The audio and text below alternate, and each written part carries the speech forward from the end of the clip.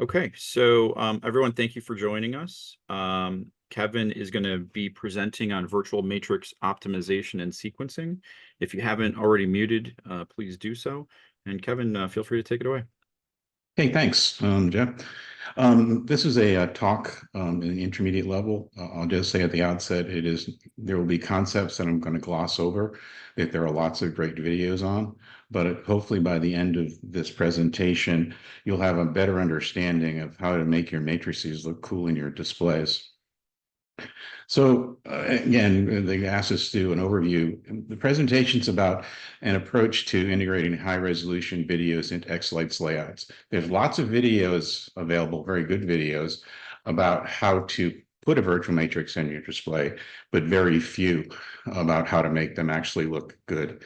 I'm excited about the fact I can show you an approach, and hopefully after this you'll practice with the approach and even do it in your own and maybe even improve it. One of the key things about projectors and even large matrices is they require a much higher quality of input video than pixel matrices. One of the things we're going to be talking about is essentially not using FSeq data on your projector, but running the projector entirely with MP4 videos. And one of the things about this approach is you'll actually increase the quality of video in your matrix displays, yet at the same time decrease the render times of your main sequence, because to presage some of the things that steal my own thunder, so to speak, I'm going to recommend that you either markedly decrease the resolution size of the virtual matrix in your displays or even remove the virtual matrix from your display, and you'll see how this is going to do it. And hopefully you'll also see that improving upon video assets in your layout can greatly improve the audience experience. So this is my display, and virtual matrix display. I first heard the words Xlights and pixels December of 2019 in the Greatest Christmas Lights fight. And let's just say by January, my Amazon boxes were arriving and I was starting to play with pixels. In my display, there are 3 different matrices. We're going to be talking about the projector matrix over here on the right. So they asked to say some things you don't know. I'm actually a retired radiologist. I was at MD Anderson Cancer Center in Houston. My day job involved bone and soft tissue tumors. I also was the director of innovation and imaging informatics, which meant that I ran the informatics portion, the PACS system, the dictation systems, so oversaw that in MD Anderson Radiology is a $1 billion company with over 100 radiologists doing literally over 1,000 CT scans a day in about 8 different locations. My activities outside of Xlights, oversight of new home build, planning travel in the coming months and years. And I recently had a Plasma Makerspace membership. So I know a lot of people do 3D printing, but combine 3D printer with a laser and boy, you can have some fun. Now, the interesting thing about this hobby is I got into this hobby because I needed a distraction from my daytime job. So this actually is less stressful than my daytime job. But as a radiologist, I do have some expertise in images. And in my former professional business, poor resolution was simply not a good thing. It led to bad outcomes. So the topics we're going to be talking about: matrix optimization, virtual matrix and projector configurations in Xlights, improving render times of sequences, which include videos. And we're going to give you an approach for sequences and videos in Xlights, calling it a matrix rendering layout. So actually a separate layout, different from your main house layout, to essentially be the nidus of your creation of videos in Xlights. And essentially turning Xlights not into a sequence generator, but a video generator. So using the capabilities of Xlights to create videos that can then be displayed on your projector displays, or again, high resolution P5 panel displays. Again, this is an intermediate level presentation, presuming some prior knowledge of virtual matrices, also knowledge of FPP as a player and FPP remotes, and also sequencing knowledge, including importing sequence effects. I always say I'm not a sequencer, but I do know how to take the content of other vendors, of different vendors, and in my opinion, personalize them for my display and what I'm trying to do with my home display. So when I first got into Xlights 3 years ago, the story was I put a virtual projector in my display the first year. I was an overachiever, and it stayed in my, like literally in my garage, because with all the craziness of trying to set up a display the first year, I really wanted videos in my display, but I could never get prior to the holiday season my projector to work. Because back then, you basically, projector was enabled by a virtual matrix in Xlights at 108 by 192, and you could put YouTube videos on the projector, but they basically play as an MP4 video. But there was nothing in between having the ability to do effects and videos and to kind of bridge this chasm that existed. The problem is poor quality, high density video. The symptoms, in Xlights, as you look at your preview windows, the projector videos look great in the condensed window, but when you get out into the real world, they look horrible. They're blurry, they're termed pixelated, and the same effects. But then if somebody has a P5 panel, they play the same effects on their P5 panel, and you look great. So what to do? A new projector, better sequences, or the resolution that I came on, a new approach for high density projectors and monitors within your Xlights display. So this is my home display. There's no audio because I don't want to get the audio police. But this is in my home display. I do have a projector, but I also have a 1.5 inch matrix and also flat trees that are just at 2/8 spacing. It's interesting in this sequence is that it's actually using the same pixel data to display the room. And you can see we're going to show how to do this, to have graphics on the matrix, but see how the graphics look different on the trees. So essentially, a projector is a very high resolution device which requires a different approach. But you can see it actually allows to have some interesting things going on, and the quality is pretty good. That's a 1080p projector sitting there on the ground in front. So with that, we're going to move on to our next slide. Oh, in the prior presentation, Micah was on, and I was interested to see that he has updated his display to include a virtual matrix on a garage. So hope Michael will need to take a look at this potentially to help if anybody using this. I guarantee you that you'll need the techniques that I'm describing in this presentation to get a picture that looks this well on a display. And I'll explain why this looks well on a display, but may not in the real world if you're not knowledgeable about the videos. So, and there's also an increasing interest in high resolution content and presentations in this session about artificial intelligence presentations, but essentially being able to create avatars or videos of people speaking. And you need a venue or vehicle to put these into your display. The issue is that if you're not careful, that video can deteriorate to look like this on your projector. This is called pixelation. So the image on the right is basically 1,000 by 700 image. The image on the right, which is the pixelated images, is actually a 108 by 192 image enlarged to fit the space, and then resulting in pixelation. And this is what we're going to be talking about and how to get rid of that. So again, the classic configuration of virtual matrix is to, for a projector that's 16 by 9, it has max resolution of 1080 by 1920. You essentially create a virtual matrix of 108, 192, essentially 10% of the size of the matrix, and resulting in a matrix size of about 20,000 pixels. So realize that if you put a 192 by 108 object into your layout, that's going to effectively increase your layout by 20,700 pixels. And so if your pixel display has 10,000 pixels in it, putting a matrix of 20,000 pixels will essentially triple the time of your render time, or give or take. It may not be that much, but your render times will suffer regardless of how fast your computer, the degree of suffering depends on how fast your computer is. The other thing, older TVs and projectors have a 4:3 ratio. So if you have an older projector, the 108, 192 number is not correct. You have to come up with numbers that are multiples of 4/3 to keep the perspective correct in the display.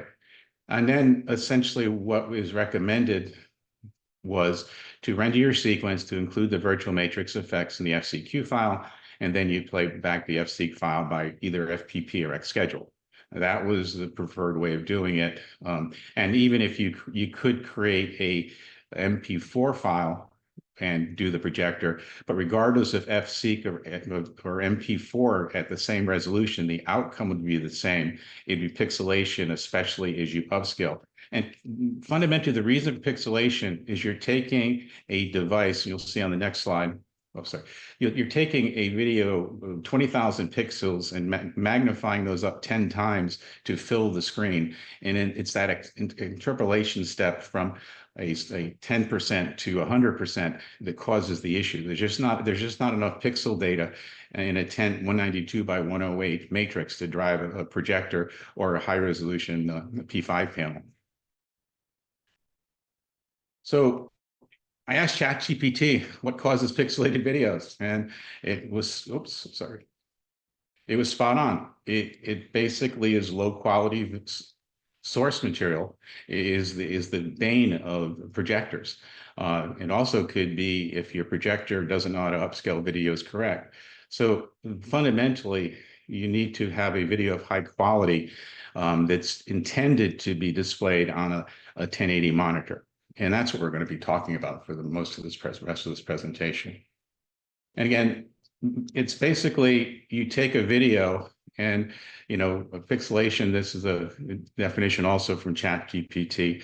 Pixelation is basically not enough image data to make the projector create an image, and then it leads to blurry images. So although it looks great on your monitor, and we'll explain that in a couple of minutes here, it looks great in your display, but the issue is you're taking a projector, instead of projecting a thumbnail on your garage, say, a thumbnail with a 14-foot by 7-foot image, it just doesn't expand correctly. Now, these are examples of standard layouts in the industry. We're all probably familiar. We have, and we'll be focusing on the Xlights around the world layout in the upper left-hand corner, PPD in the upper right, extreme sequences bottom, and then showstoppers. But in general, and this is prior to what Michael showed in his display, in general, these matrices are designed for P5 panel size durations.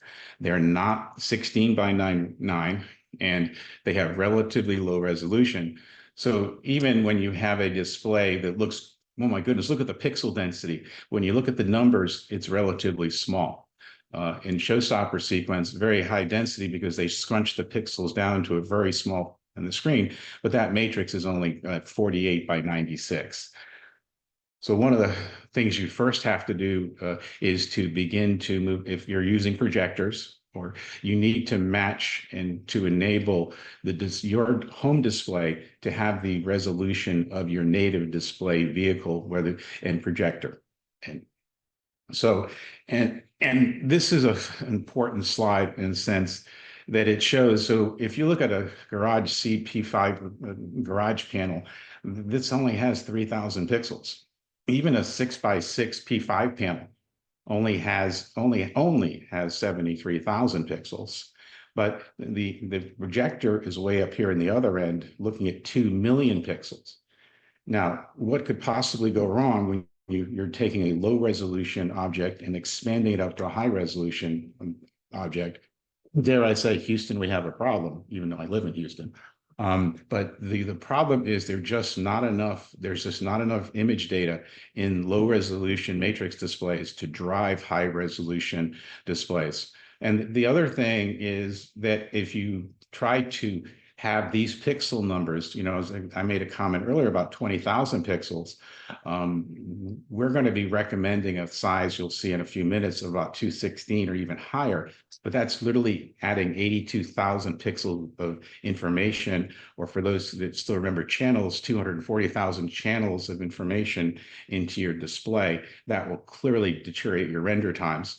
And just an aside, FPP cannot deal with an FSeq file of 2 million channels or 6 million channels. It just does not have the capability to push that much data.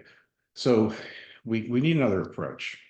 So, and this, I'm leery about what I'm going to be doing the next couple of minutes, because I'm assuming that you're seeing exactly at home what I'm seeing on my screen.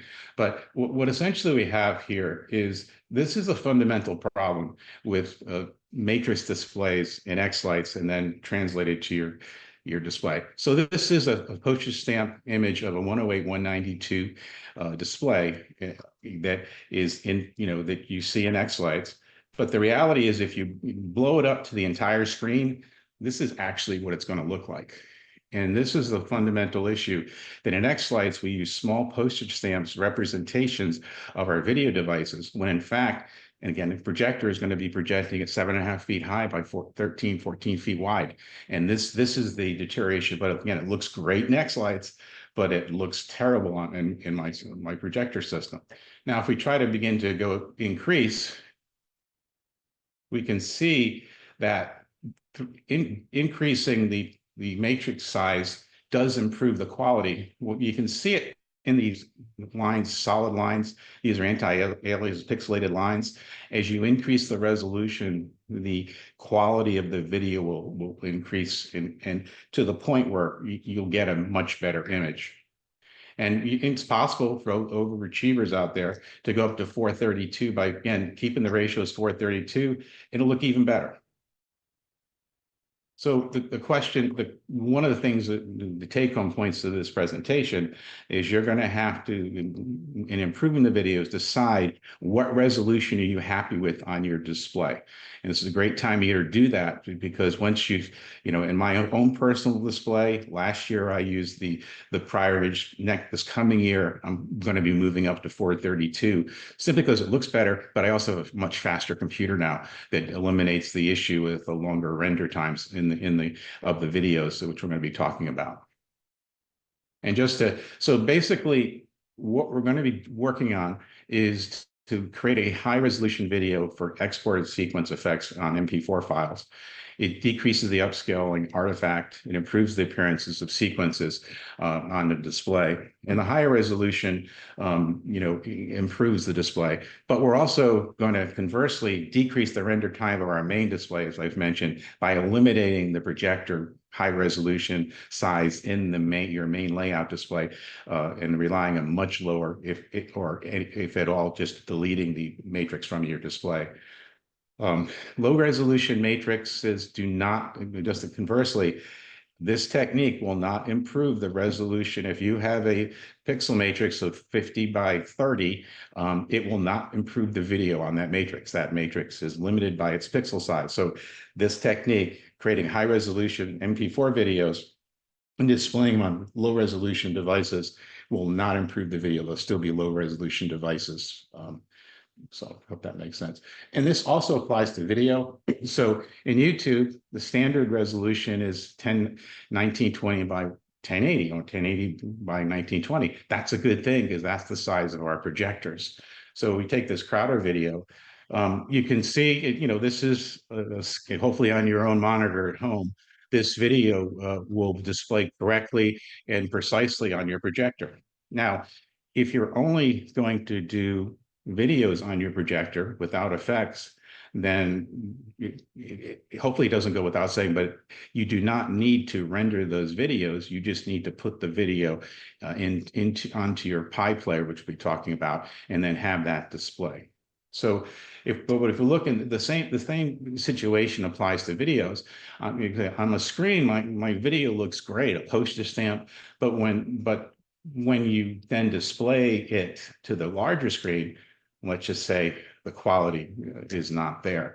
And honestly, this is exactly what I saw in my first year at Xlights, was that the video, and again, m- my professional job was looking at high resolution videos called medical images. And this just drove me insane seeing the low resolution videos coming out. And first year, I literally packed up the projector and put it back in the garage because I couldn't figure out why this was happening.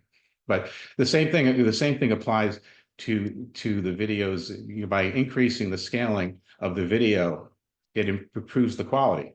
Now, you can still see the anti-aliasing in the videos, which you can see along the edges. Hopefully this shows up at home, that the images are blurry at the edges. But I will tell you, in my projector last year, these images look great. The video you saw earlier in the presentation was this 216 resolution video. Now, the same thing applies. You go to 432, it's going to further improve the video, and they're comparing it to 216. And the message is you need to find out now which one of these resolutions or any one in between works best for you and you the most comfortable with.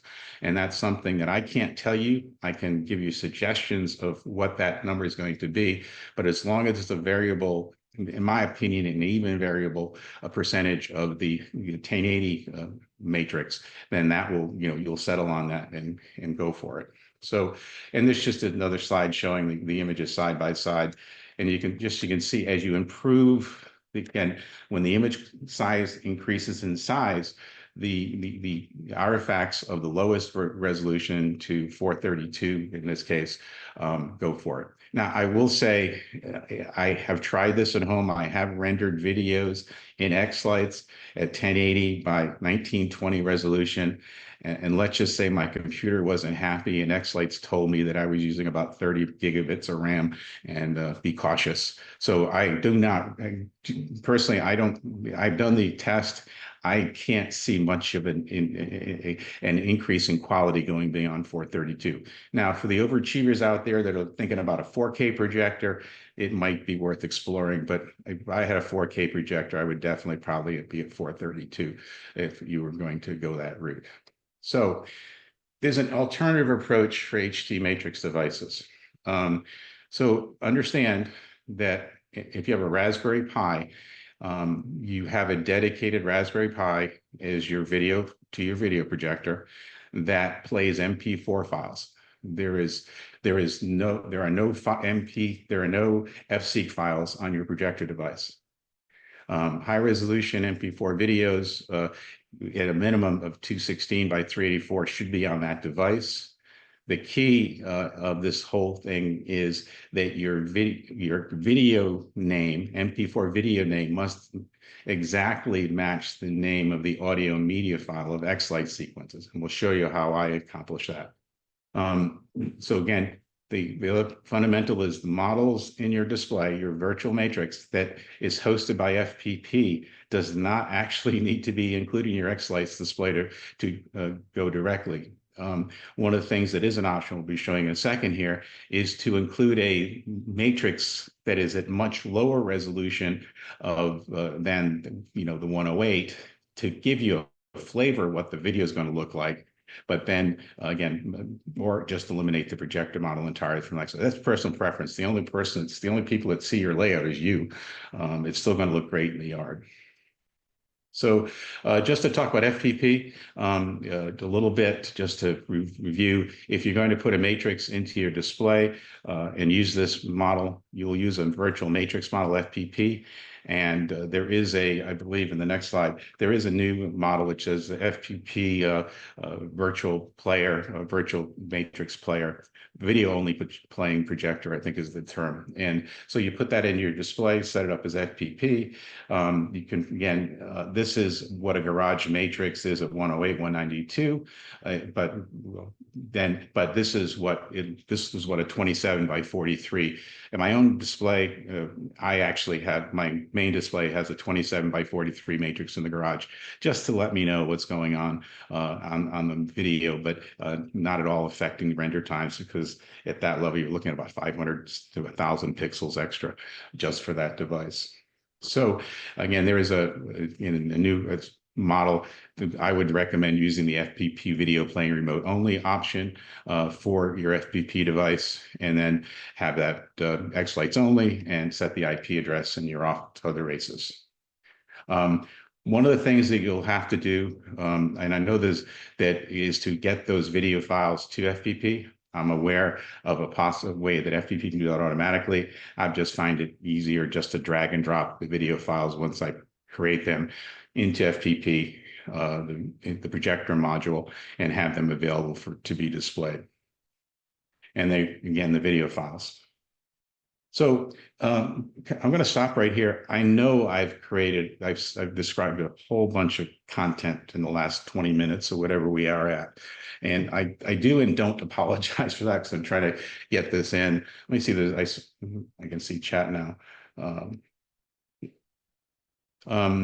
Basically, my Pi, I use a Pi 4, and essentially with the videos, the max. So basically, Jeremy, your question, this is my point. If you're running an FSeq file that blows away your projector, your Raspberry Pi, you're sending it too much. It has too much data. So I think you can. I'll answer your question a different way.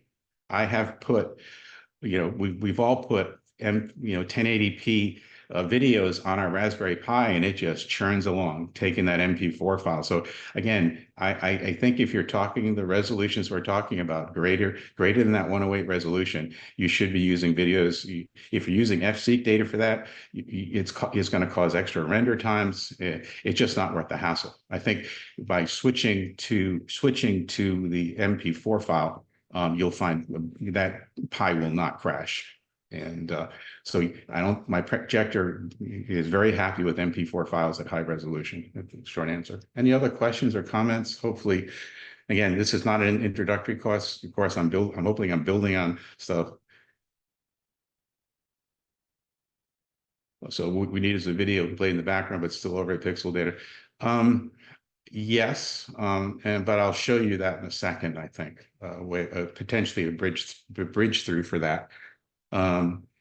Is there some kind of give back the distance? Yeah, yes. The thing, one of the things is as you move further away. So if you're looking at the video, from 5 feet away, you could see the pixelation in my display. But as soon as you get to the end of the driveway, which is about 2-car driveway length, those are just obscured. As you get further away, honestly, if your video projector is 100 feet from the display, these techniques may not have a huge impact. But most of if your garage is a car length or 2 from the street, and you have people looking at these techniques, will have an impact. Okay, so hopefully that answers the question, and I'm trying to get time for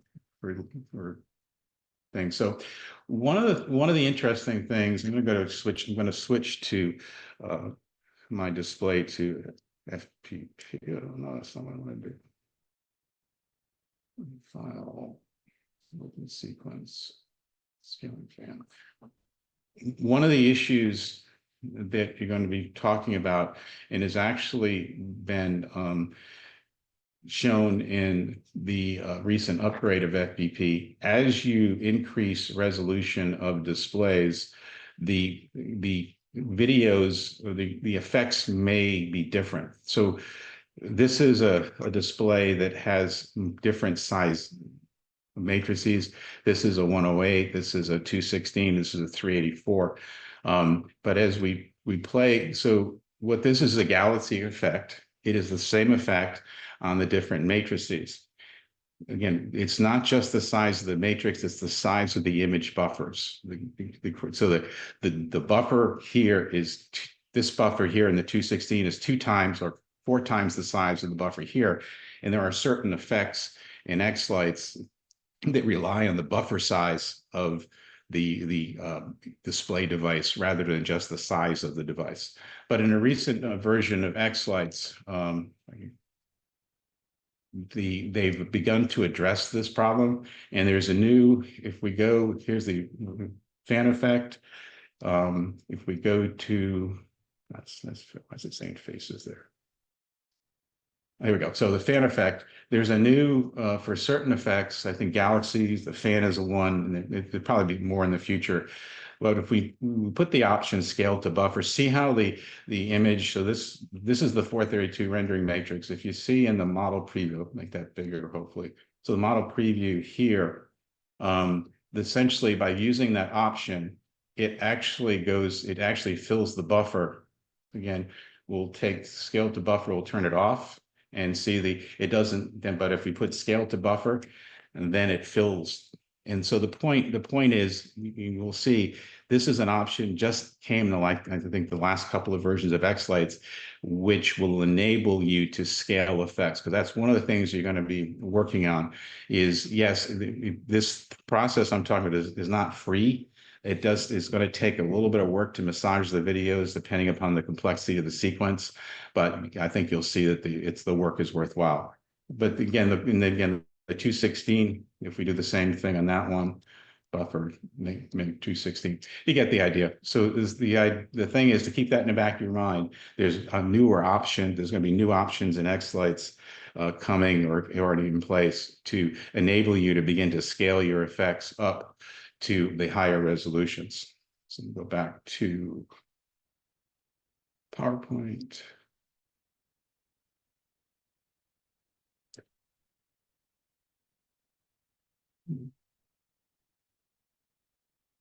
So what we're going to be showing you is the concept of a rendering matrix. In my show, in my display, I render all my videos on this layout. What it consists of is an effects matrix. Now, the size of that matrix, what I've done is match the size of the average size of the matrices in the sequence vendors that I use. I also put in a very low resolution YouTube. So again, cut down, but where my rendering is going to be done is at 216, 384 or 432, 768. This is going to make sense in a couple of minutes, but essentially we'll put the native effects on this matrix and the YouTube videos if we have them here. The reason I do this is I want to be able to see what the sequencer was trying to convey in the art that they created in their sequence. So by enabling a small resolution matrix, I can see in general what the sequencer was thinking when they created the effects to convey the message in the video that they were sequencing. So again, the sequencing effects, we're going to be upscaling. We're going to be showing combining of YouTube videos and effects, transitioning between videos and effects.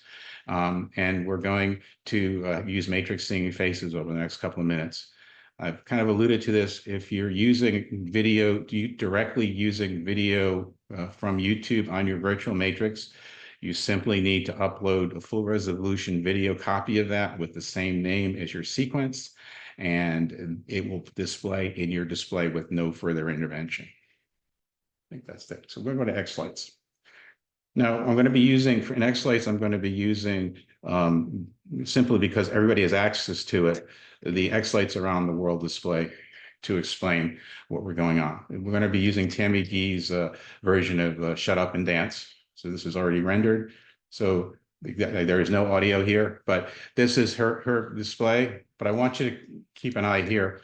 Or in the Xlights Around the World, the matrix here is like 200 by 60, 64 by 200, and these are lower resolution displays. But it get a little bigger, and let's do it. But you can see the pixelation we're talking about. So this has a higher resolution. It has less aliasing, but then the low resolutions have the pixels.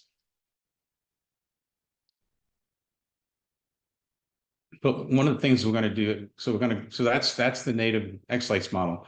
As I mentioned, what needs to be done, first things first, is to get this matrix closer to, we're going to use, just for grins, 108. By 196. I've limited this video to 60 seconds to make it render quick. But once it's done rendering, we're going to play. rendered in 8 seconds. We'll go back to the sequencer.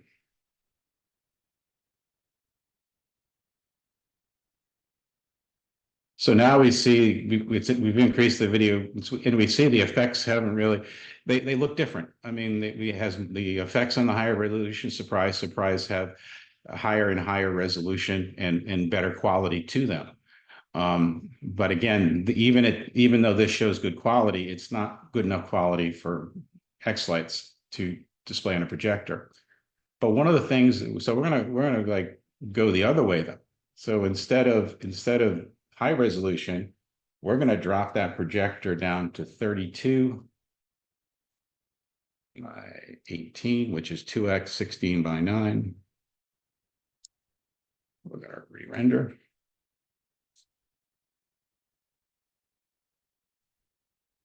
And although it's this did save render time. Prior was a little over 5 seconds, and now this is 4 seconds for this 60-second sequence. But if we go back to the sequencer, play.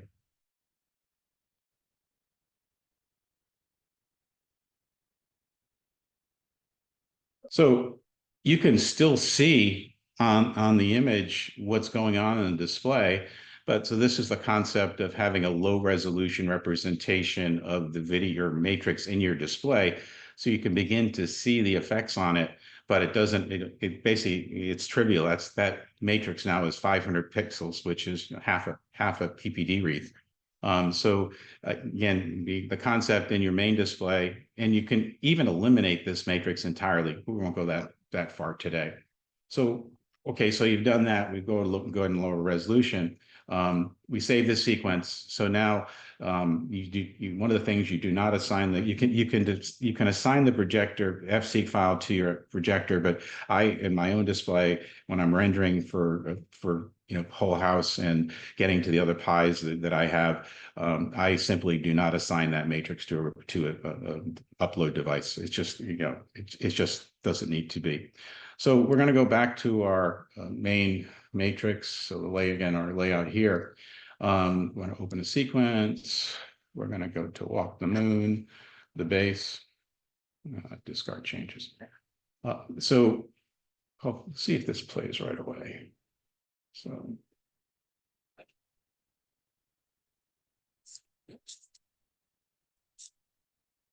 it doesn't like it. We'll just render it quick. What you're going to see here is I've limited this to a minute display. I'm also including a video downloaded from the internet, because we want to get into that in a second here as well. So it rendered this in 14 seconds.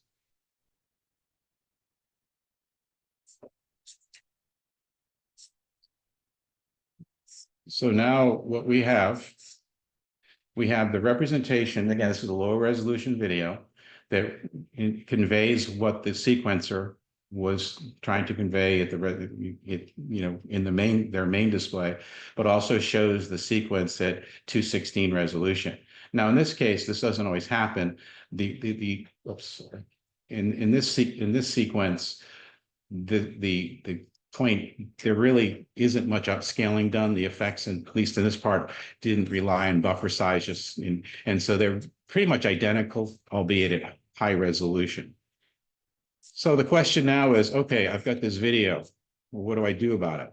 So what we're going to do now is begin to talk about how we're going to be incorporating videos into our display. And so we have a matrix video here. Control-C. This is our rendering 216 matrix. What we're going to do is add a couple of lines to the bottom. Insert multiple layers below. Let's do 3. And we're going to put the video here.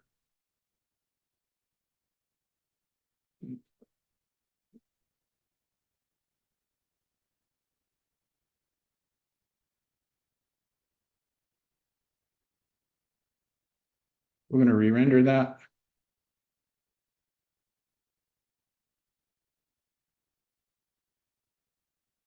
So what this is going to do is put the effects, the video on the screen, but also render the effects of the video with the effects of the Xlights overlying. Now it's just say it's probably not going to look good at first, but that's not the point here. The point is to be able to show rendering all layers. Now putting the video in has increased the time of rendering. Hey, Kevin, while you're waiting for that to render. Yep, absolutely. Just wanted to mention you have 10 minutes till it. Okay. Okay, so thanks for the heads up. This is going a lot faster, but we can do it. I want to leave at least 5 minutes for questions. So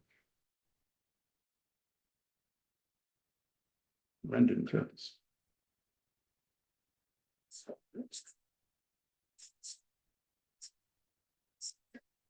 So now here's your video that you can export and have display on your display. Now, obviously, that maybe not the best having the layers done, but all it needs to be done in the sequencer is begin to decide which sections that you don't want the video to show.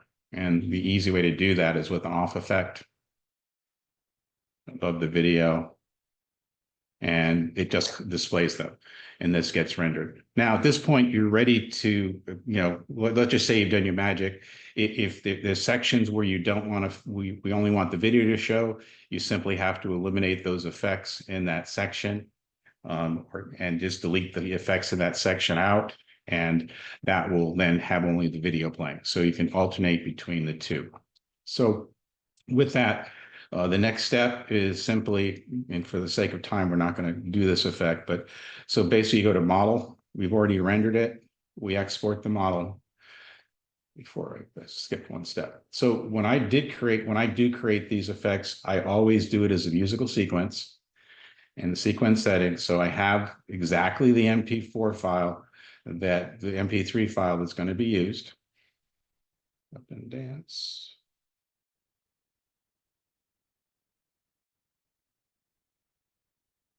And so I close done. We render matrix, we export the effects, export here, non-uncompressed MP3 file, MP4 file, and it's the matrix presentation here. I change the name to that, hit OK, and now I have an MP4 file. So let's just quickly go ahead. So then what I do is I do an FPP connect for MP connect for the FSeq file, and then I also upload the video file from that. Now the magic happens on FPP. So I previously, we'll go to content setup. I've previously moved these files up. And the only thing on here is here we play. So, play. So now the sequence is playing on my show Pi or my remote Pis. But if we go to the projector, because we've used the same name, it's complaining it doesn't have its FSeq file, but it is currently playing the video file. So essentially the video file is playing because the multi-sync packet has told the projector to play a video with this name, which is the name of the audio file.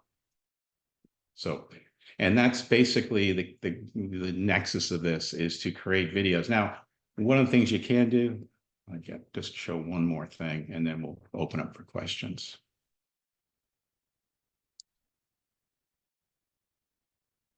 Cancel kind of file, open sequence. And we're going to do fancy like base. Discard changes.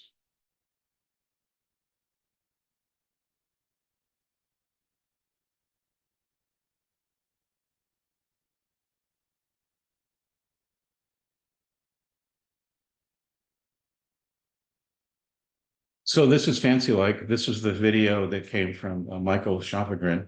And this is the video output here.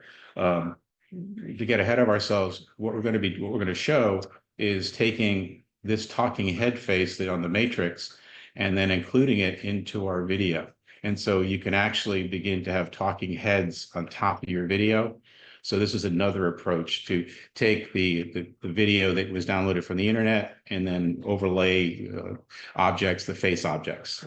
The way this is done, just to quickly show, is to essentially overlay these faces on the video matrix.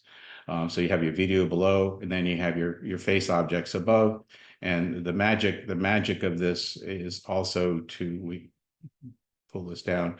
The buffers, basically for each object where it is on the screen, is determined by how big and how small the buffer is. And so you could have a dozen of these images. And this, again, I'm not explaining how to do faces, but this is something that you can do with videos that export at high resolution, and boom, you have your audience dancing and singing to the music. So just in conclusion, it's always, you do these presentations, they always take longer than you thought that might take. So essentially, there is a bridge between the historic, essentially using upscaled virtual matrix effects on MP4 files. Recommendations. The recommendations, you basically output 316 by 384 files. That's in my experience adequate.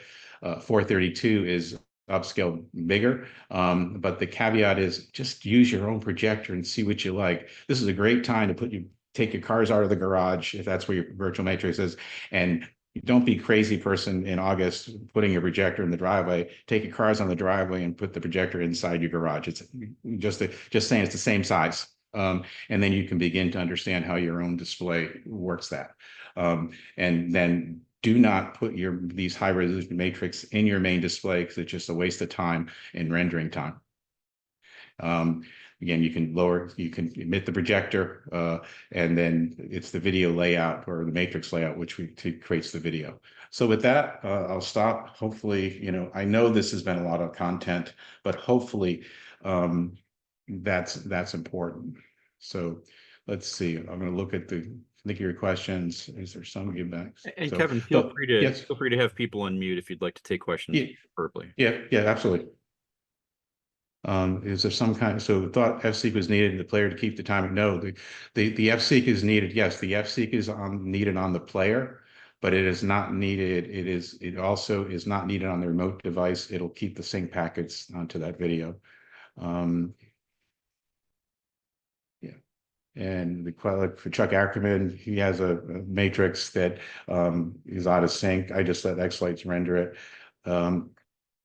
Yeah. Well, again, Chuck, I'm not saying you should do this, but I'm saying it works for me, and I think it'll work for you. And the numbers 932, 972, 333 seem I don't know if that's that I assume that's correct for your display. But you may want to just try this to see how it works in your own experience. And I'm not saying you should convert over. I'm just saying it's an alternative, so I think you'll like as you begin to experience it over time. And exporting, no, in terms of, you do export the model. No, you do not export the model, you just export the video. And does it matter one way or another if it's sent to the FPP? Kevin, I thought FSeq was, yeah, basically, one of the thing that I do in my own display is I actually, if you use multi-sync, the player sends a message to the remotes that this is the song that's playing. If it has FSeq data on the remote, it'll play FSeq data.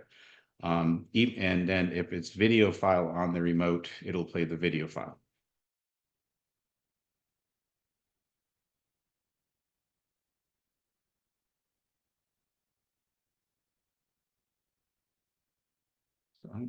So with that, I hope, a lot of content, this will be available. There is another Xlights Gems video that was done about a year ago now, 9 months, that's like several thousand views on it.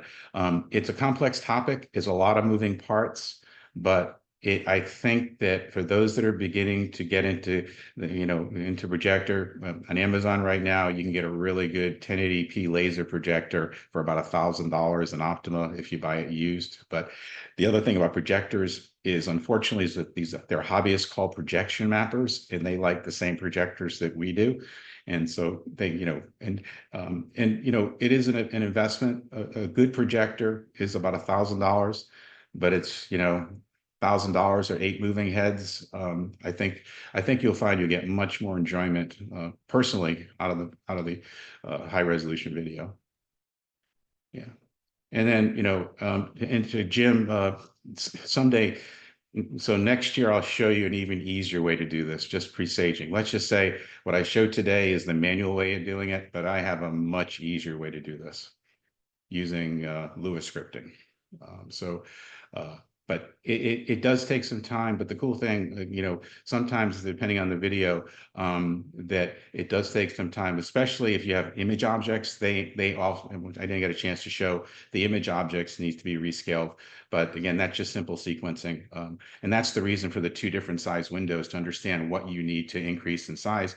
And candidly, sometimes, even though the sequence looks different than the original, I'll keep the different one because it looks pretty cool in itself. So again, you don't have to rescale the video, the effects on the output, if they look different or better or cooler.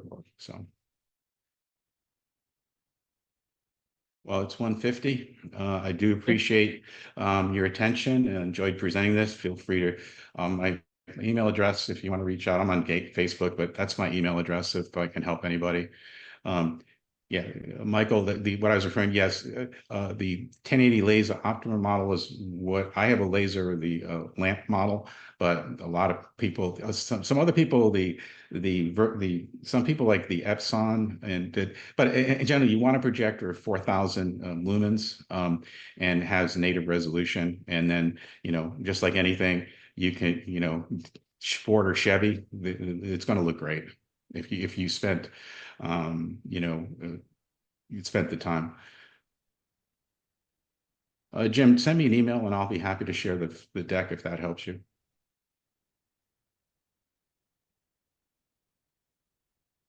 I mean, I'm happy to share this deck. This is not proprietary information, but there is a lot of information here. I knew that from the get-go, but I was hoping people's knowledge would allow me to get pretty dense. But I think that's important, to get dense in this type of thing. But once you do it a couple of times, it's actually, it makes that. Let's just say when I first started doing this, I did not have a presentation layout. And the presentation layout was, the matrix layout was because I didn't like, I needed an easier and faster way to do it. And that's how I've come to. Kevin, I think you did an amazing job. I do wish you had more time, because it sounded like you had some more content in there. Yeah, maybe next year we'll do 2. But, yeah, unless you've got more, I'm going to hit stop on my recording. No, I mean, I could show more, but I want to be respectful to the next presenter. Okay.